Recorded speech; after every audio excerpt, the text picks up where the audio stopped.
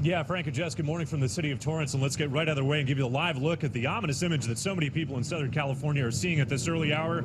You can see the flames, you can see the smoke plume, and it is billowing hundreds of feet into the air. It's visible for about 20 miles, according to one of the reports that I saw, and I can attest to that. Coming south from Orange County, we could see the flames as well as the smoke on the 405 freeway. Again, we don't know the cause of this, but one thing we can tell you is that the power is certainly affected, not only at the plant, but some of the surrounding areas. One thing we want to get to is a very alarming alert that was sent out a bit earlier by Torrance Alerts. And here's what we want you to know. If you live in the area of the Torrance refinery, as you just heard Jess talk about, you have been asked to shelter in place. This was an emergency notification given from the city of Torrance.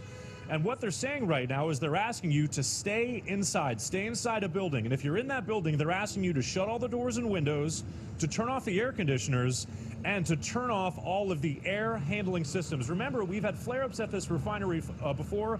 We've had explosions, and the air quality was definitely a concern.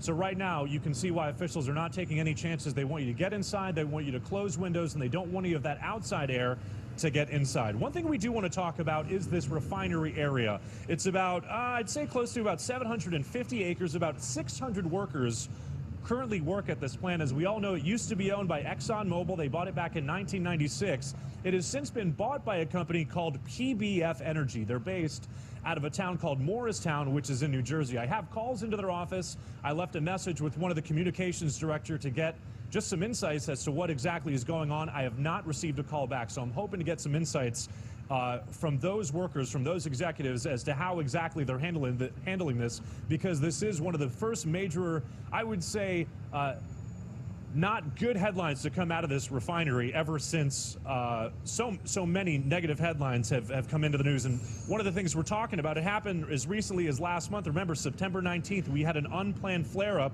that was blamed on a transformer failure.